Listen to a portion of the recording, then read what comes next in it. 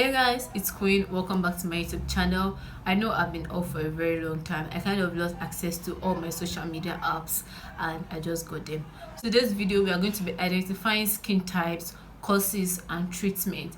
One of the first steps to build, I have a book I wrote everything in, so if I forget, do not mind me if I look down at my, most of the time I'll be looking down at my book because I forget things a lot.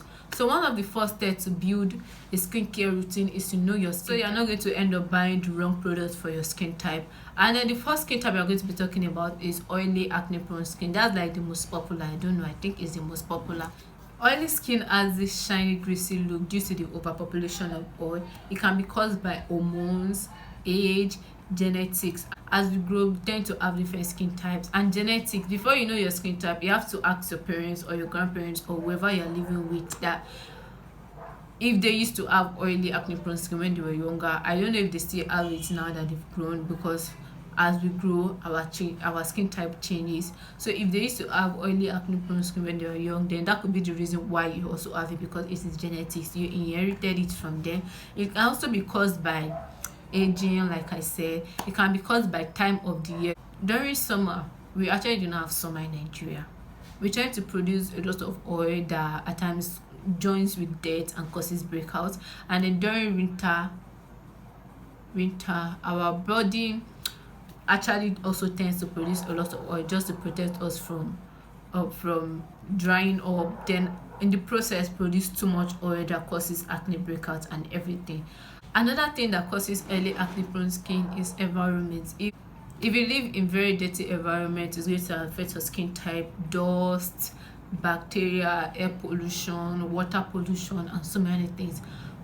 Also, using the wrong products for your skin type. If you have oily, acne prone skin, you know whatever product you're going to be using has to be oily, acne prone skin, not dry skin, written on it. It's either it is written for all skin types or it is written oily, acne prone skin. But it's always better when you go exactly for your skin type, oily, acne prone skin, just to avoid story that touches the heart. Also, overdoing your skincare routine can also cause some damages to your skin. You don't really have to have like 25 products before you can have your acne treated. You can just have like actually 6 or 7. That's cleanser, toner, serum, moisturizer for the skin type, and then you're good to go. Also, skipping moisturizer. If you do not moisturize your skin, you are damaging it even more. Everybody needs to use moisturizer. And when I say moisturizer, I'm not saying face cream or body cream. I'm saying a moisturizer for your skin type, because everybody needs to moisturize their skin. Treatment for oily and acne prone skin. That's things you should do, things you should run to if you have oily, acne prone skin. The first and most important thing is wash your face. You have to wash your face like 3 times a day, morning, afternoon, night. If you are not permitted or you are not allowed or you can't wash your face in the afternoon, it's always better you do it at night. And if you know you had makeup on that day, it is always better you do a double cleanse at night before applying other treatments and moisturizer. The second most important is always make sure any of your products contains the hydroxy acids. That is the alpha hydroxy acid, beta hydroxy acid. That is also glycolic acid, salicylic acid, lactic acid. Salicylic acid is originally designed to treat acne. If there is no salicylic acid or willow bark extract, because willow bark extract is also a form of salicylic acid, if none of the two are in any of your products, then you have to run away from it. Glycolic acid, salicylic acid, lactic acid, willow bark acid, and some hydroxy acids that I did not mention. Third thing, is change your pillowcase. You need to change your pillowcase. When you are passing oil from your face overnight to the pillowcase and then the next day use it, okay, maybe the next day you are not going to have any effect, or the third day. But if you are going to be using one pillowcase for like 2 weeks, you have so many dirt piled up in that pillowcase, and then you're probably going to pass it back to your skin. And then for oily skin, I tend to have opened pores. So when you are passing back the dirt from your pillowcase into your open pores, it's going to close up and then it's going to cause a lot of acne that you're going to, at the end of the day, regret. So it's always better you change your pillowcase 2 to 3 times a week.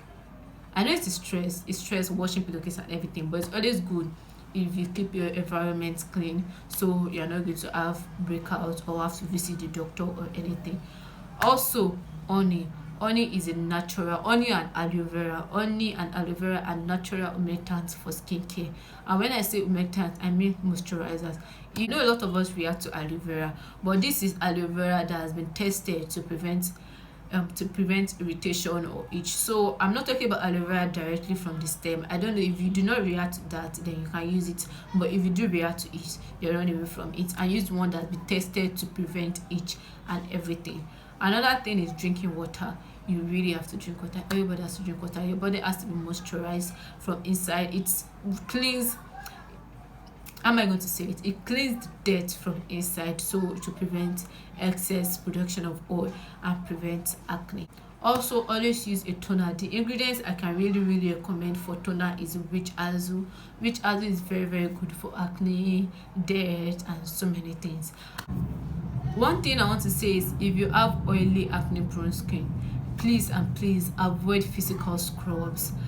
And when I say physical scrub, I mean sugar scrub, salt scrub, baking soda, coffee. This is not about them not being good for the skin. This is about them being too rough for your face. And then there are tiny particles. Your pores are open. Remember, your pores are open if you have acne. And then you are going to have the scrub stuck in your pores. No matter how you wash it off, you will never be able to get it out. So it's always better you avoid physical exfoliant and then you go for chemical exfoliant. And when I say chemical exfoliant, I'm talking about beta address, don't get to my eyes. And when I say chemical exfoliant, I mean beta hydroxy acid and alpha hydroxy acid. That is salicylic acid, lactic acid, and glycolic acid. Please, I am not just saying this because I feel like saying it. If you make more researches, like I said, always make researches.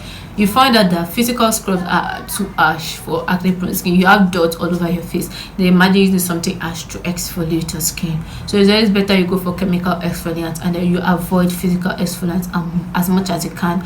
Also, avoid using occlusives. And when I say occlusives, I mean avoid using petroleum jelly, Vaseline, those things. Avoid using coconut oil. I don't know if coconut oil is an occlusive, but I shall know coconut oil is a clog the pores, and then you have to avoid things like that. You also have to avoid lanolin.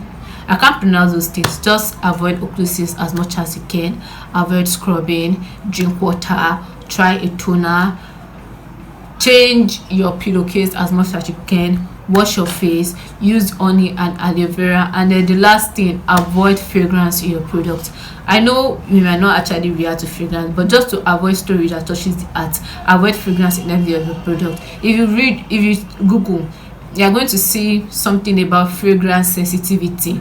You do not know if you have fragrance sensitivity, so just to avoid it, because fragrance sensitivity is you reacting to fragrance in product. Just to avoid it, avoid products that have fragrance. So when you are going to be reading your ingredients in your product before buying them, make sure fragrance is not in it. If fragrance is in it, just drop it and pick another one that has no fragrance and then has salicylic or willow-bark acid or lactic acid, or generally the AHA or BHA family. That's really all I have to say about oily and acne prone skin, and I hope I helped some of you with oily acne prone skin. To know your skin type, after your regular bath and then your regular moisturizer, you are going to wait for like 3 to 5 hours just to see whatever your skin is feeling at that moment. If your body is dry, then your body is dry skin type. And then if your face is oily, you know your face is oily skin type. If your face is dry and then your body is oily, most of the time the body is just normal, and then most of the problem you have is from our neck to our face. So to know your skin type, you have to watch your skin, notice your skin, and then know how it feels after 5 hours of bathing, or let me say 3 hours of bathing, and then you can determine your skin type. All right, let's talk about dry skin. Do you ever just look at your skin and then you be like, why is my skin so dry and rough and itchy and scaly like a dragon or like a tortoise, or what's dry and scaly, or dandruff? I'm just joking, or things like that. Sure, that's what you get when you have dry skin. And then dry skin is not a disease. At times it can be very itchy, but it is not a disease. It is not caused by lack of oil in your body. So do not think putting coconut oil is going to stop you from having dry skin. It is just caused by lack of water, lack of hydration, inadequate hydration in the body. So the first treatment to dry skin is drinking enough water. You have to drink water a lot because water is the most important thing that stops it from having dry skin. Another thing is using harsh products on your skin. Not all products out there are very safe for your skin. If you have dry skin especially, you have to avoid some products because some products are going to dry up whatever is even remaining in your skin and then remove the little water you have left in your skin.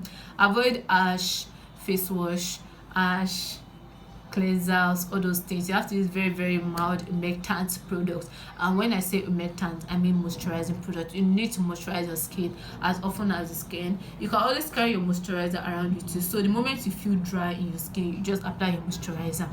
At most of the times you actually have to carry your moisturizers around because you might wash your hand and then you need to moisturize. Another thing that affects dry skin is age. Yes, age affects everything in us. It affects our skin because it is to either produce too much oil or to produce less oil. In fact, nothing in the body, no moist in the body. Another thing is I'm coming weather and environment. During winter our body tends to be dry most of the time, so when you do not use moisturizer your body is even going to dry out more, like a fish that is not in water that's about to die. And the environment, if your environment is very dirty, that's your pillowcase, your bed sheet, your environment, I don't know, everywhere around you, your clothes are dirty, it's going to make your skin lose its natural moist. Now, things to run to if you have dry skin. The first thing you should run to is water. Water is a natural habitat. I don't know, I did not really study biology when I was in school. I was very stubborn, I didn't used to pay attention in class. But water is important for everything in this life. So if you have dry skin, if you have oily skin, all type of skin, you need water to get back the moist that you lost. You also need fatty fish. And when I say fatty fish, I'm not talking about you getting fatter or something like that. It's just going to give you back the moist that you lost. And fatty fish is something like salmon and mackerel. I only know mackerel in Nigerian language, and mackerel is shower, yeah, I think. So you need to run towards fatty fish. There are other types of fatty fish, but I really do not know them. Another thing you want to, if you have dry skin, is moisturizing product. A moisturizing cleanser or moisturizing body lotion or body cream. And then I can only recommend to CeraVe and Nivea soft moisturizing cream. That's really all. So if you have dry skin, make sure you are using moisturizer as often as you can, morning, afternoon, night, and avoid bathing with too much hot water. Hot water, I read this thing about hair yesterday.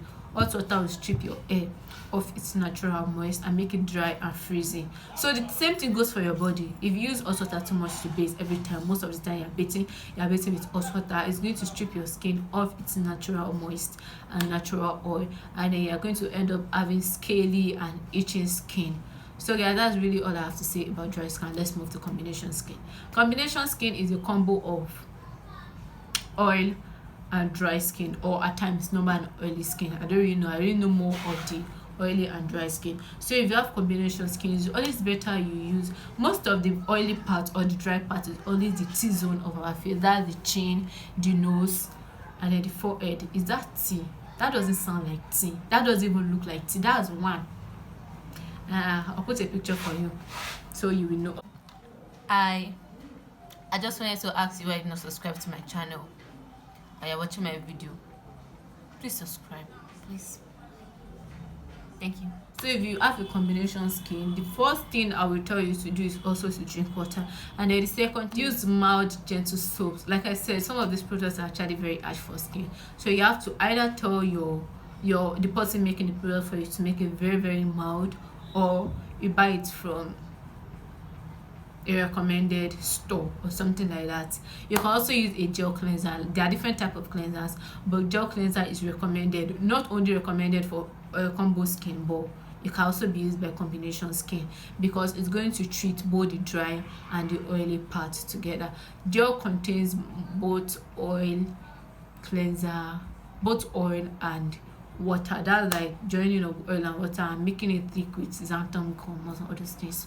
Use a toner. Once you are done using a cleanser to cleanse up the dirt of your face, you need to use a toner to repair this. Whatever harsh result the cleanser is going to give you, the toner is going to return your skin back to the normal pH and make it balanced, and then repair whatever damage the cleanser is going to cause.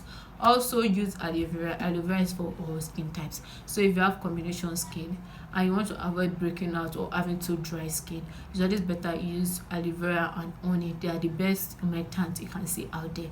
Now for normal skin, well, normal skin doesn't really have much problem. You are not dry, you are not flaky, you are not producing too much oil, you are not breaking out or anything. The pH is balanced, there is enough moist, and there's enough natural oil, and then the pores are not too visible, the skin is not sensitive.